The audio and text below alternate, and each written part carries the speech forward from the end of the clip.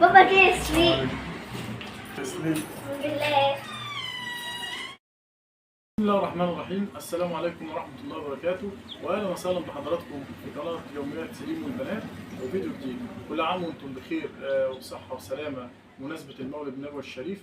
ربنا يعود عليكم الأيام بالخير والصحة والسعادة. يا ريت يا جماعة لايك واشتراك علشان عايزين نكبر ونعمل عيلة كبيرة على اليوتيوب بفضل دعمكم لينا. طبعا انتوا عارفين احنا متعودين نشارككم يومياتنا وكل اللي بيحصل. النهارده كنت في بني سويف ودخلت مكان كويس جدا، فجبت منه اكل، فيا ريت نجرب مع بعض ونشوف كده للفايده. وانا هسيب لكم يا جماعه المنيو بتاع الاسعار في صندوق الوصف، يا ريت تدخلوا كلكم وتشوفوا اكل جميل ان شاء الله يعجبكم. فيلا كده نشوف احنا جبنا ايه مع بعضينا. احنا دخلنا يا جماعه مطعم اسمه الشرقاوي، كبده الشرقاوي. المطعم ده يا جماعه ليه فرعين، فرع في صلاح سالم وفرع في عبد السلام عارف.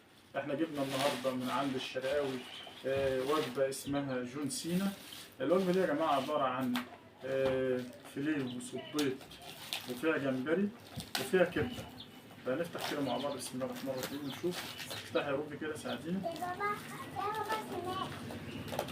طبعا يا جماعه العيش هم بصراحه حاطين عيش كويس يعني.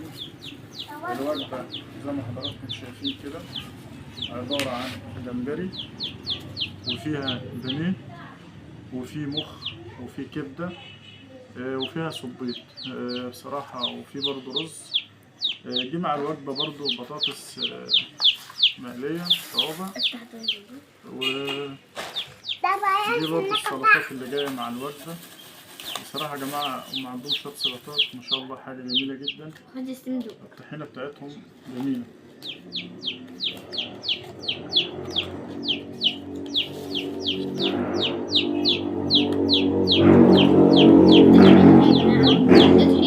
ده كله جاي مع الوجبة. كمان في سلطة برضه دي جاية.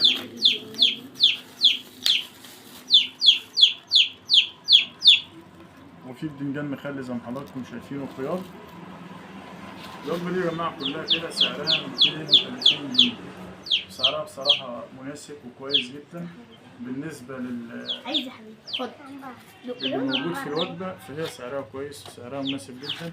دي ممكن تكفي أسرة برضه مكونة من 5 أو 6 أفراد إن شاء الله. حاجة كويسة جدا وحاجة جميلة.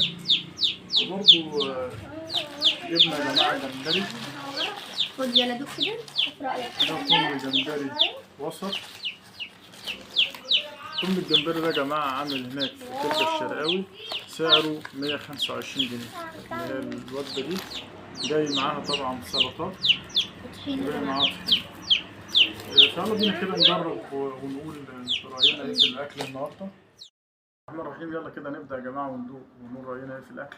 اتفضلي يا روبي دوقي كده وقولي لي ايه رأيك. هنبدأ في الأول الوجبة اسمها جون سينا زي ما مكتوبة كده في المنيو يا جماعة. الوجبة طبعا عبارة عن كبدة، وطبعا انتوا عارفين الكبدة ما يحتاجش من غير الليمون، عصرة ليمون كده. دي بطاطس يا جماعة اهي. وبصراحة في طحينة برضه هي جميلة. والماس مصورتش معانا عشان ريماس في الدرس. بسم الله الرحمن الرحيم. طبعا انتوا عارفين يا جماعة الدراسة بدأت والدروس بدأت، كل سنة وانتم طيبين.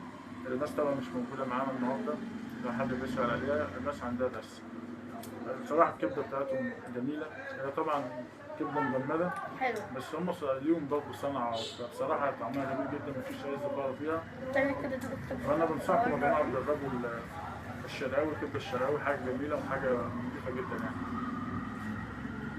ندوق الكبدة يا جماعة. أنا دقت البطاطس حلوة وده جدا. الصبيط برضه يا جماعة. وعندهم برضه في الوجبة في فيليه. حلو جدا الكبدة يا جماعة. وده المخ.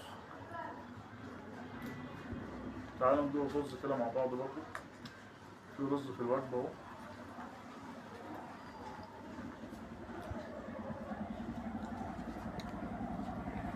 البطاطس يا جماعة بتاعتهم جميلة جدا، يا ريت تشتري من عندهم. والطحينة برضه تمام. ما شاء الله جميلة يا جماعة، بسم الله ما شاء الله. أهم حاجة عندهم برضه المخللات، الحاجات دي جميلة جدا. دي المخدرات دي تخليك أصلا تاكل أكتر من الأكل ده. كده جرب الرز. مخلل جامد. تعالوا ندوق الرز يا جماعة مع بعض. البطاطس حلوة فهديها 10 يا جماعة. تمام. اجيب طحينة بس اهو حط على كلمة تتصور.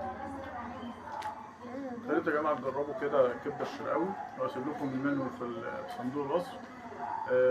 واستنونا بفيديوهات جديده. نحبكم في الله، والسلام عليكم ورحمه الله وبركاته.